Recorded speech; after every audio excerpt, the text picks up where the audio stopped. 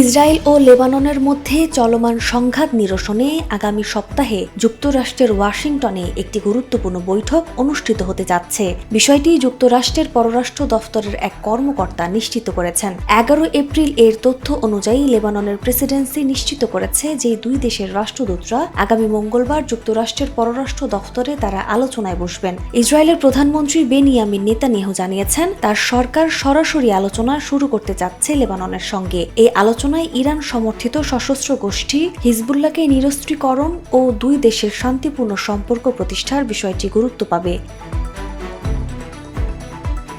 তবে নেতানিয়াহু জানান লেবাননে কোনো যুদ্ধবিরতি হবে না। ইরানের যুদ্ধবিরতি ঘোষণা হওয়ার পরেও তিনি বলেছেন লেবানন এই যুদ্ধবিরতি চুক্তির অন্তর্ভুক্ত নয়। তবে একটি সাক্ষাৎকারে ডোনাল্ড ট্রাম্প বলেন শান্তি আলোচনা আরও এগিয়ে নিতে। অন্যদিকে ইরানি কর্মকর্তারা লেবাননে হামলাকে এই চুক্তির লঙ্ঘন হিসেবে উল্লেখ করেছেন। একই সঙ্গে তারা আবারও হরমুজ প্রণালী দিয়ে জাহাজ চলাচল বন্ধ করা ও পাল্টা হামলার হুমকি দেন। উল্লেখ্য, গুরুত্বপূর্ণ নৌপথ হরমুজ প্রণালী দিয়ে বিশ্বের মোট তেল ও তরলীকৃত প্রাকৃতিক গ্যাসের প্রায় 20% পরিবাহিত হয়। নাজমুন নাহার উসবা, দৈনিক নিরপেক্ষ।